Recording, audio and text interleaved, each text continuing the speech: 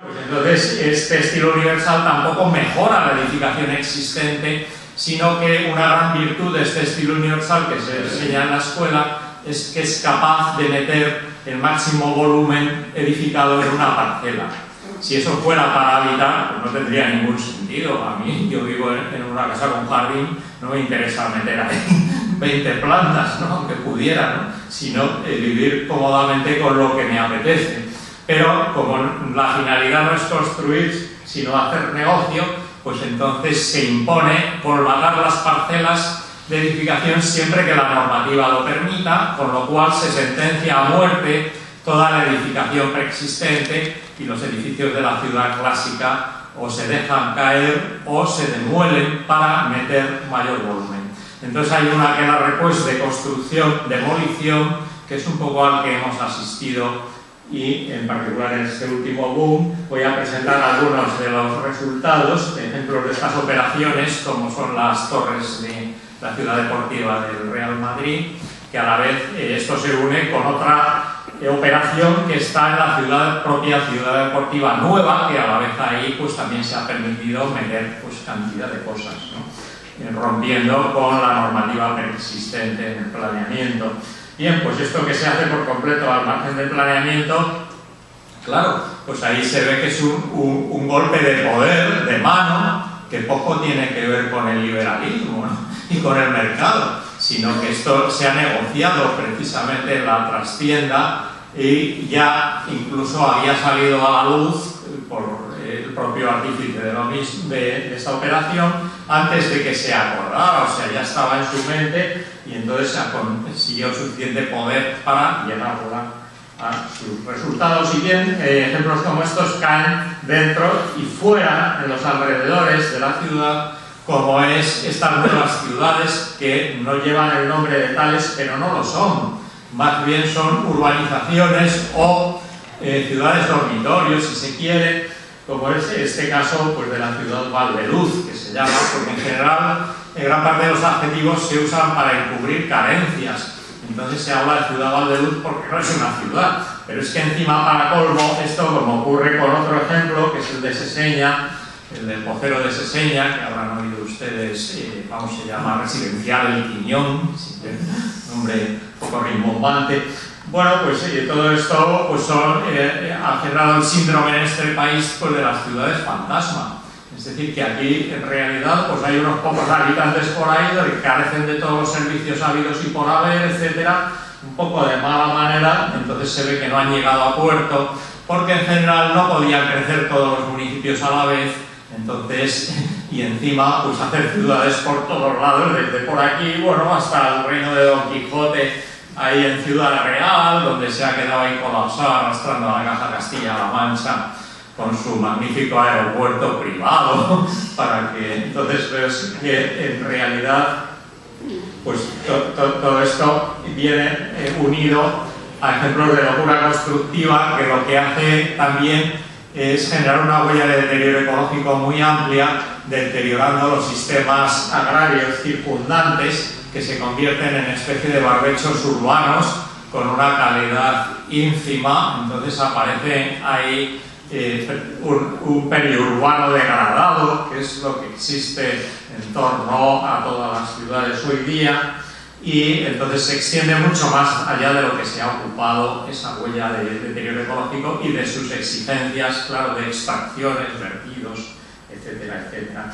Y bueno, estos ejemplos de locura constructiva van unidos a los de locura destructiva también. Entonces este es un ejemplo reciente que he sacado en este otoño de una demolición en pleno corazón del barrio de Salamanca, en Príncipe de Vergara, semi-esquina Goya. De modo que esta demolición en general, que ha ocurrido en época del franquismo, donde todas las capitales de provincias pues queda algún testigo de edificio antiguo, etcétera, pero se ve una renovación masiva. Entonces, esto sigue ocurriendo hoy día y esto es lo que me hizo comparar el patrimonio inmobiliario de este país tan renovado con los de los otros países y ver que tiene menos porcentaje de viviendas anteriores al 40 incluso que Alemania, con lo cual en una ocasión pues había comentado yo que resulta que todos estos booms inmobiliarios habían sido más destructivos del propio patrimonio inmobiliario en vivienda del país de lo que en proporción lo fue la Guerra Mundial en Alemania. Y la verdad es que se pueden apreciar esos testigos de edificios de la ciudad histórica que quedaban por allí, queda uno, pero otro por allá, tal, como que se han salvado a este bombardeo inmobiliario. Bien, pues entonces en Alicante, en Andalucía, aquí vemos estas demoliciones con el estilo universal creciendo por ahí. Aquí vemos en el caso de Alicante cómo está demolido el de la izquierda y en el de la derecha ya ha crecido el otro.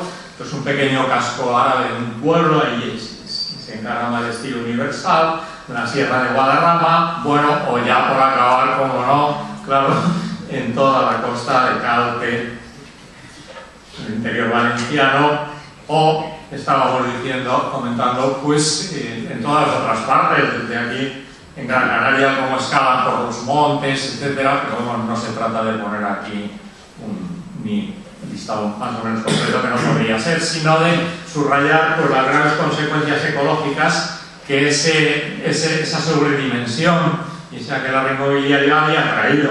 Bueno, pues en primer lugar, las ecológicas es que se genera un tsunami de cemento y de ladrillos con unas huellas importantes de deterioro ecológico. Económicas, ya hemos hablado, en primer lugar, monocultivo inmobiliario. La economía española pues, tiene una industria potente, es la industria del ladrillo. Entonces, claro, ahí cuando con la entrada de la Unión Europea pues, ha habido un desmantelamiento o reconversión, entre comillas, industrial, entonces se ha caído el peso de la industria. La agricultura, bueno, pues mal que bien, pues también se apoya la reducción de cultivos, cosas de estas. Pues, ¿qué es lo que ha engordado? Pues precisamente la industria del ladrillo.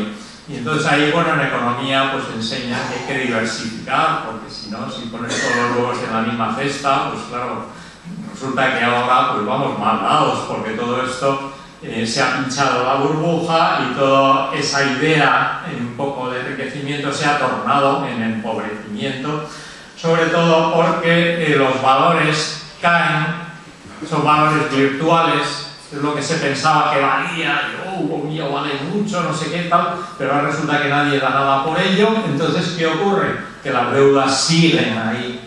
Entonces las deudas no se han rebajado, las deudas aumentan, incluso tienen perspectiva de aumentar, a poco que ahora ya está aumentando algo el tipo de interés, ¿no?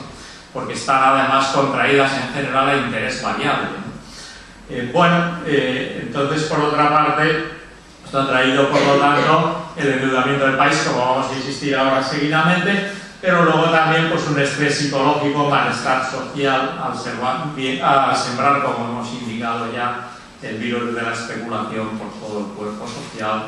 Entonces eso, pues, precisamente ha crispado, ha roto la cohesión de la ciudadanía.